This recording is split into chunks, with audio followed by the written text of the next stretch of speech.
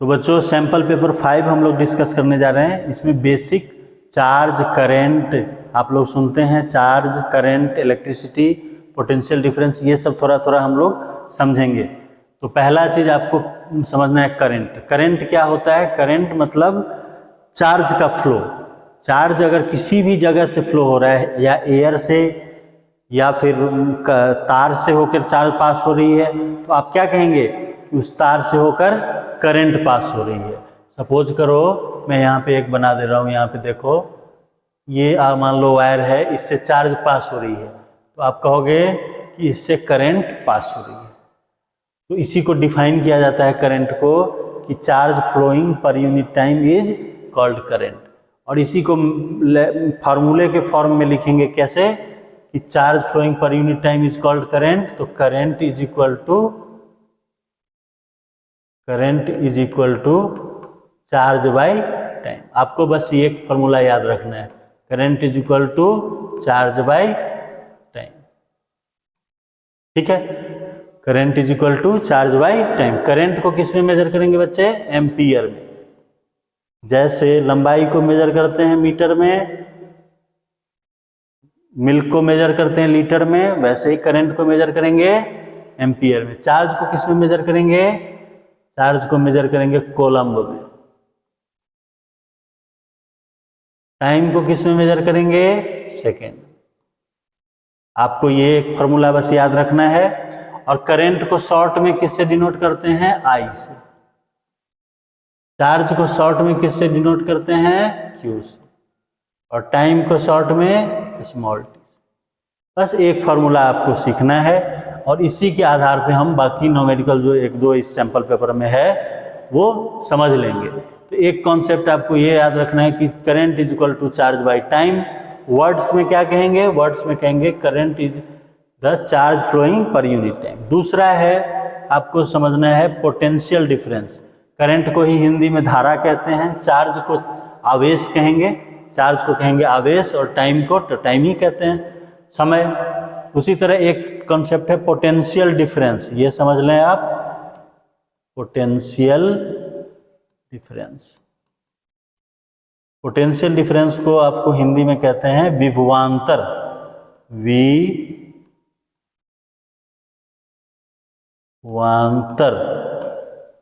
विभवांतर, ठीक है। तो पोटेंशियल डिफरेंस क्या है? ये बहुत गहराई में आपको अभी नहीं समझना है। आपको बस ये समझना है कि पोटेंशियल डिफरेंस वो ही कारण है जो करंट को प्रोड्यूस करता है। पोटेंशियल डिफरेंस कॉज है जो करंट को प्रोड्यूस करता है। तो ये कॉज कई तरह से आप कर सकते हैं। आप बैटरी लगा के पोटेंशियल डिफरेंस क्रिएट कर दे सकते हैं। आप इलेक्ट्रिसिटी से भी ये जो सप्लाई इलेक्ट्रिसिटी है उससे भी पोटेंशियल डिफरेंस क्रिएट कर सकते हैं। तो पोटेंशियल डिफरेंस कॉज है जिससे क्या होता है? इलेक्ट्रिसिटी प्रोड्यूस होती है। तो जहां इलेक्ट्रिसिटी प्रोड्यूस होने के लिए मतलब चार्ज को एक जगह से दूसरे जगह फ्लो होने के लिए क्या जरूरत है? पोटेंशियल डिफरेंस की जरूरत होगी। पोटेंशियल डिफरेंस क्रिएट करने का सबसे हम लोगों को पता जो माध्यम है वो क्या है? बैटरी है। तो ये एक चीज है और दो चीजें, दो कॉन्सेप्ट आप लोगों को ध्यान रखना है। बस इसी के आधार पे हम लोग सैंपल को आगे बढ़ाते हैं। देखो बच्चों, आगे पहला क्वेश्चन देखो कि glass rod is rubbed with silk, it requires positive charge. तो आपको देखना है कि जितनी भी चीजें न्यूट्रल है, जिसमें कोई चार्ज नहीं है, उसमें बराबर बराबर इलेक्ट्रॉन और प्रोटॉन बराबर बराबर संख्या में होते हैं। जिसमें इलेक्ट्रॉन बढ़ गए, ज्यादा संख्या में हो गए प्रोटॉन से, वो हो जाता है निगेटिवली चार्ज। और जिसमें इलेक्ट्रॉन कम हो गए प्रोटॉन से, उसमें क्या हो जाएगा? वो हो जाएगा पॉजिटिवली चार्ज। तो इसमें आप देखो जो पॉजिटिवली चार्ज हो जा रहा है, इसका क्या मतलब? वहां से इलेक्ट्रॉन हटा दिए जा रहे हैं, मतलब इलेक्ट्रॉन प्रोटॉन से कम हो जा रहे हैं। इसलिए ऑप्शन क्या हो जाएगा? डी करेक्ट आंसर हो जाएगा। फिर नेक्स्ट क्वेश्चन में चलते हैं बच्चे। देखो, charge flow between two ends of a conductor wire. कब फ्लो होगा? मैंने आपको बताया एक ही कंडीशन में एक जगह से दूसरे जगह चार्ज फ्लो होगा जब दोनों पॉइंट के जगह पे, दोनों जगहों के बीच में पोटेंशियल डिफरेंस होगा। पोटेंशियल डिफरेंस ही कॉज है करंट का। पोटेंशियल डिफरेंस ही कॉज है किस चीज का? करंट का। अब पोटेंशियल डिफरेंस को बस ये समझो कि वही कॉज है जिससे करंट फ्लो हो रही है। इसको और डिटेल में आप आने वाले क्लासेज में समझेंगे, ठीक है। जैसे तो जहाँ पे पोटेंशियल डिफरेंस होगा वहीं पे करंट फ्लो होगा। तो देखो पहला कह रहा है same electric potential, potential difference को ही क्या कहते हैं, विभवांतर कहते हैं। Same electric potential is present at 2 ends, तो सेम रहेगा तो डिफरेंस होगा नहीं, तो इसमें करंट फ्लो नहीं होगा। मान लो एक वायर है, इसके दोनों एंड पे same potential difference, same potential है, तो सेम पोटेंशियल का क्या मतलब, दोनों में कोई डिफरेंस नहीं है, तो इसमें करंट फ्लो नहीं होगा। Equal and same type of charges are present at the 2 end, तो इस केस में भी पोटेंशियल डिफरेंस क्रिएट नहीं होगा। अब देखो थर्ड केस में different electric potential exist at 2 ends of a conductor, तो इस केस में क्या होगा बच्चे, इसी केस में हमको पता है कि पोटेंशियल डिफरेंस होगा तो चार्ज एक पॉइंट से दूसरे पॉइंट पर फ्लो होगा, तो आपका आंसर क्या हो जाएगा, सी हो जाएगा। या विभवांतर दो जगह पे होगा, दो पॉइंट के बीच में, तो उससे करंट फ्लो होगा। अब देखिए चौथा ऑप्शन जो है आपका कि इसमें कह रहा है कि पोटेंशियल डिफरेंस जीरो हो। पोटेंशियल डिफरेंस जीरो का क्या मतलब कि कोई पोटेंशियल डिफरेंस नहीं हो, मतलब जो कारण है करंट के बनने का वो होगा ही नहीं, तो करंट क्यों बनेगा, नहीं बनेगा। तो आपका आंसर हो गया सी। देखो ये न्यूमेरिकल है, आपको मैंने बताया था, उसी के बेसिस पे इसको हम लोग सॉल्व करेंगे। तो देखो यहाँ पे गिवन क्या क्या है, पहले देख लो यहाँ पे गिवन क्या क्या है क्वेश्चन में। क्वेश्चन पढ़ो, an electric current of 12 ampere flows through a conductor for 15 second. ये कंडक्टर है आपका, इससे 15 सेकेंड तक करंट फ्लो हो रही है। तो आपको आई कितना दिया हुआ है, 12 एम्पियर, एम्पियर को शॉर्ट में ए से लिखते हैं। टी कितना दिया हुआ है बच्चे, 15 सेकेंड। आपको पूछा जा रहा है कि चार्ज कितना फ्लो हुआ, तो आपको पता है कि चार्ज को कैसे कैसे रिलेट करते हैं हम।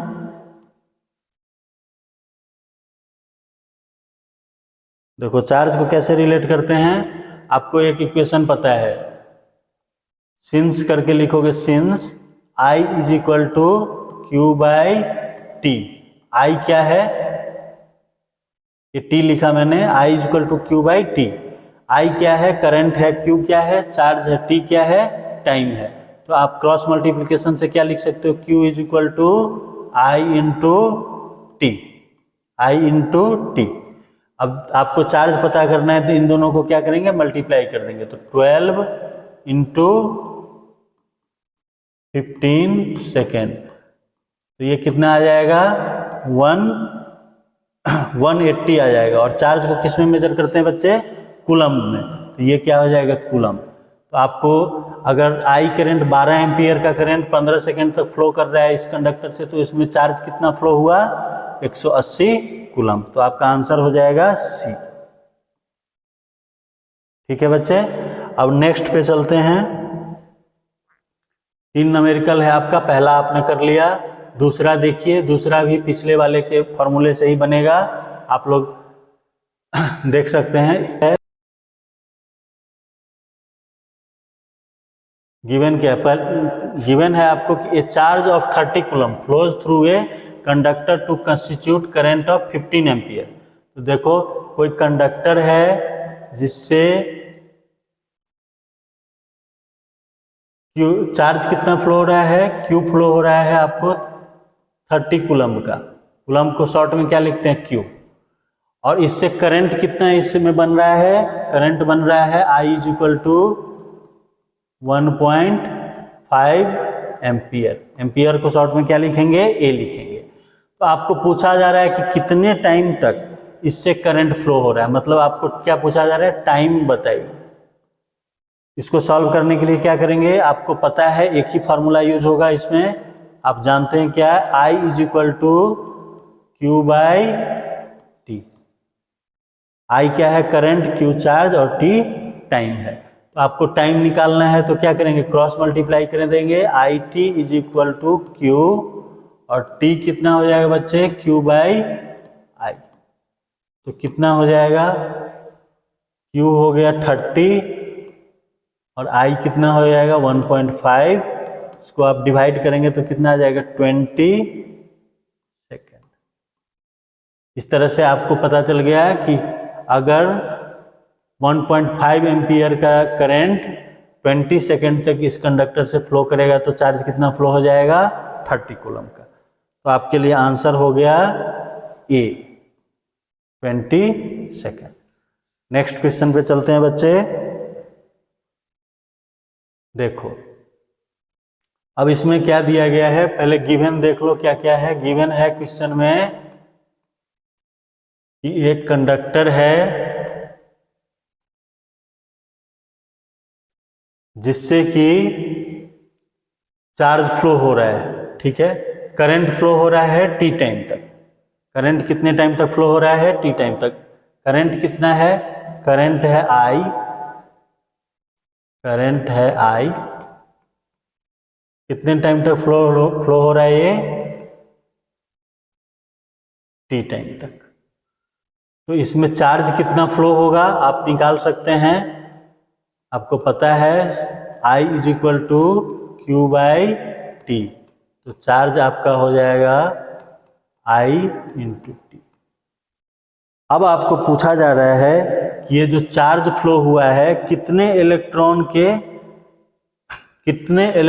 के चार्ज के बराबर है। तो आपको पता है चार्ज ऑन ईच इलेक्ट्रॉन दिया हुआ है आपको, charge on each electron is equal to E, small E है।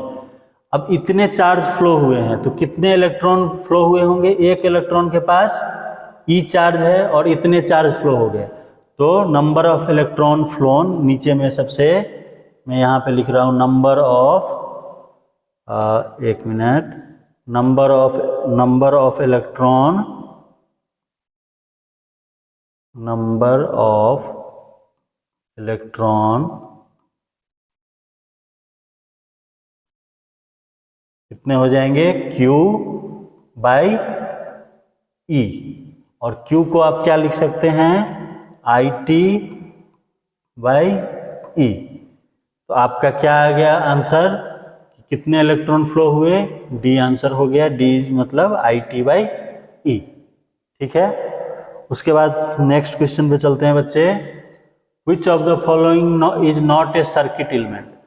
तो सर्किट एलिमेंट, जब आप कोई भी बिजली का सर्किट देखेंगे, घर में भी आपके जो तार है, वायरिंग है, तो उसमें देखेंगे तो वोल्ट मीटर होता है एक। वोल्ट क्या करता है? वोल्ट मीटर आंसर नहीं है इसका। वोल्ट मीटर क्या है? वोल्ट मीटर पोटेंशियल डिफरेंस को मेजर करता है। बैटरी क्या है? बैटरी पोटेंशियल डिफरेंस प्रोवाइड करता है। बैटरी क्या करता है? करंट को बनाने के लिए ये जरूरत है इसकी, पर करंट को पैदा करने का ये कारण है।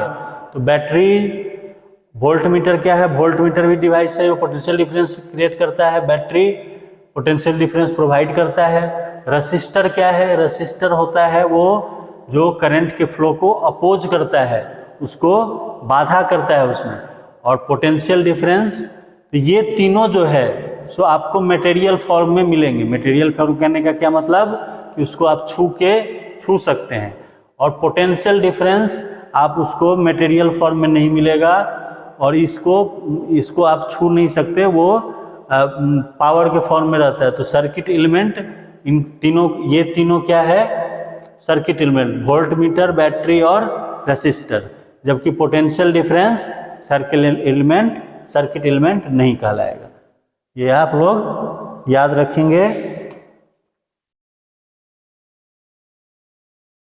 Next question, current stops flowing when. मैंने आपको एक ही चीज बताया, करंट फ्लो होने के लिए एक कारण ही जरूरत है, उसके बिना करंट कभी फ्लो नहीं होगा। जब तक दो पॉइंट के बीच पोटेंशियल डिफरेंस नहीं रहेगा, करंट फ्लो नहीं होगा। यानी दो पॉइंट के बीच विभवांतर नहीं होगा तो करंट फ्लो नहीं होगा। तो जब दो पॉइंट के बीच विभवांतर है, विभव समान हो जाए या पोटेंशियल डिफरेंस खत्म हो जाए, सेम हो जाए, तो पोटेंशियल सेम हो गया, मतलब पोटेंशियल डिफरेंस क्या हो गया बच्चे? 0। तो करंट फ्लो नहीं होगा। तो इससे इसका आंसर आपका कौन आ जाता है? ए। मतलब दो पॉइंट के बीच अगर पोटेंशियल डिफरेंस 0 हो गया या पोटेंशियल सेम हो गया, पोटेंशियल डिफरेंस 0 मतलब पोटेंशियल सेम, तो दोनों पॉइंट के बीच करंट फ्लो नहीं होगी। नेक्स्ट में चलते हैं बच्चे। देखो, electric current is the flow of, किस चीज का फ्लो होता है? तो मैंने बताया आपको चार्ज का फ्लो होता है, लेकिन चार्ज किसके पास है? चार्ज इलेक्ट्रॉन के पास भी है, प्रोटॉन के पास भी है। तो क्या प्रोटॉन इलेक्ट्रिक करंट प्रोटॉन का फ्लो है? नहीं फ्लो है प्रोटॉन का। क्यों?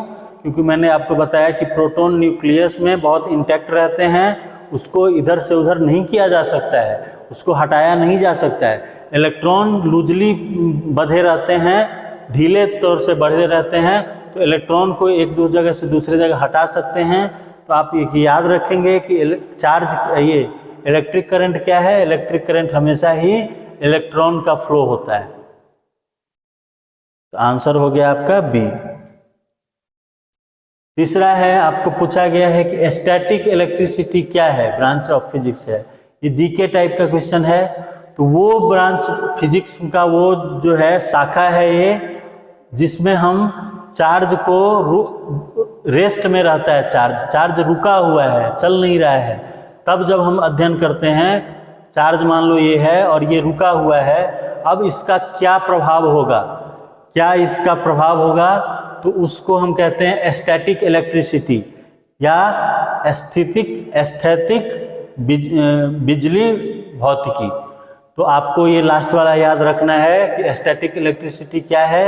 जब हम रुके हुए चार्ज का अध्ययन करते हैं, रुके हुए चार्ज के प्रभाव को समझते हैं जिस फिजिक्स में, उसको कहते हैं स्टैटिक इलेक्ट्रिसिटी। तो आपका आंसर हो जाएगा ए।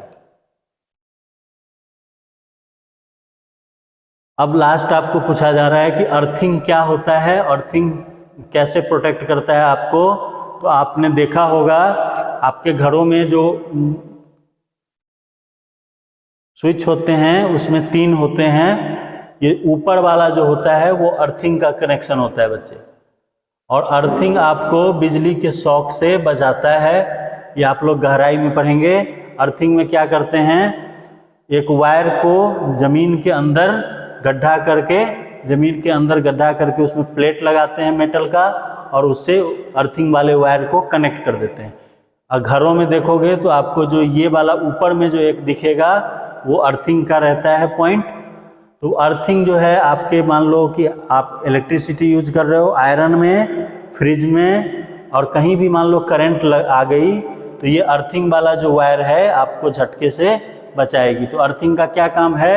हमें झटके से बचाता है, बिजली के झटके से, इलेक्ट्रिक शॉक से बचाता है।